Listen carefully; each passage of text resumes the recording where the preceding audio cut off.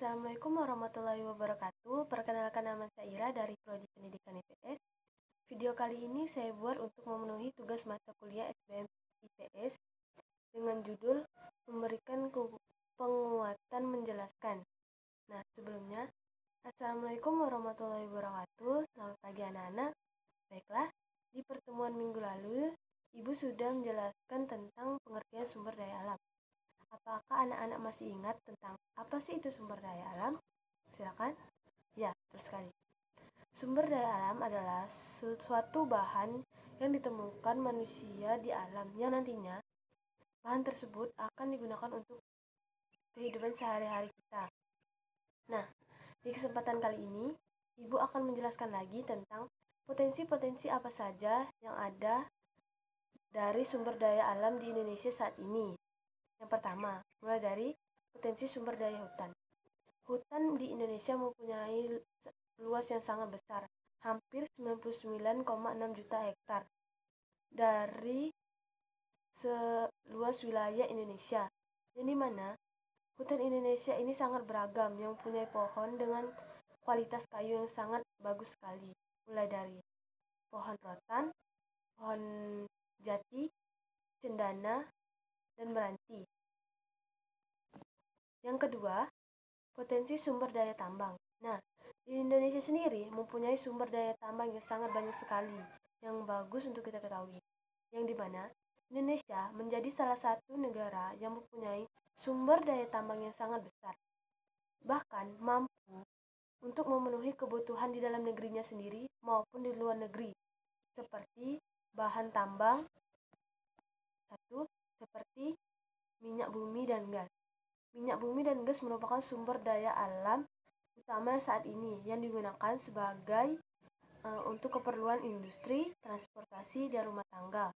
Kedua, ada batu bara. Batu bara adalah jenis batuan yang terbentuk dari benda-benda yang sudah mati yang nantinya digunakan untuk bahan industri memasak dan industri kimia lainnya. Yang ketiga, ada boksit. Boksit di sini dalam bentuk biji untuk menghasilkan aluminium yang nantinya akan dibuat menjadi keramik dan logam.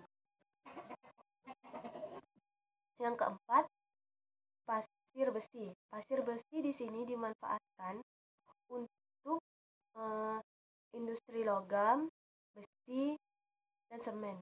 Karena ini pasir besi ini cukup banyak di Indonesia. Yang kelima, yang terakhir, yaitu adalah emas. Emas di Indonesia sebenarnya kebanyakan digunakan untuk perhiasan.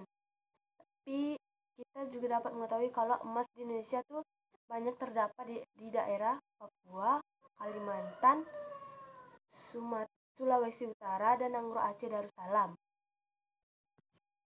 Selanjutnya kita beralih ke nomor 3, yaitu potensi kemaritiman Indonesia. Yang kita tahu bahwa luas laut Indonesia mencakup 2/3 dari seluruh luas wilayah, yaitu 5,8 juta kilometer. Yang dimana di dalam laut Indonesia ini dapat kita ketahui bahwa ada banyak sekali macam-macam jenis sumber daya alam yang ada di dalamnya, yaitu mulai dari yang pertama, perikanan. Sumber daya perikanan Indonesia ini sangat terkenal, baik di negara manapun, bahwa Indonesia sendiri dapat menghasilkan banyak ikan, yang dimana ikan tersebut dapat dihasilkan selama setahun itu mencapai 6,4 juta ton per tahun.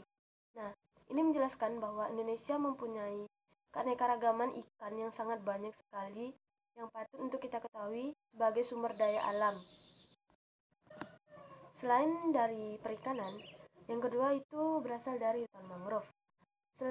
Hutan mangrove di Indonesia sangat banyak sekali. Yang bisa kita ketemu dan lihat itu berada di daerah Papua, yaitu mencapai 3, juta hektar lahan untuk mangrove saja.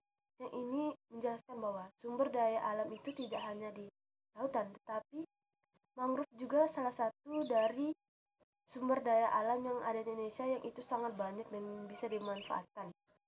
Selanjutnya, yaitu Yang ketiga itu adalah terumbu karang. Terumbu karang juga merupakan salah satu sumber daya alam yang ada di Indonesia, yang sangat banyak sekali, bahkan setara dengan 18% terumbu karang yang ada di dunia. Terumbu karang yang ada di Indonesia ini saking banyaknya. Nah, sampai di sini itu saja yang bisa Ibu jelaskan. Mohon maaf apabila terjadi kesalahan. Anak-anak boleh bertanya nantinya. Sekian dari Ibu. Wassalamualaikum warahmatullahi wabarakatuh.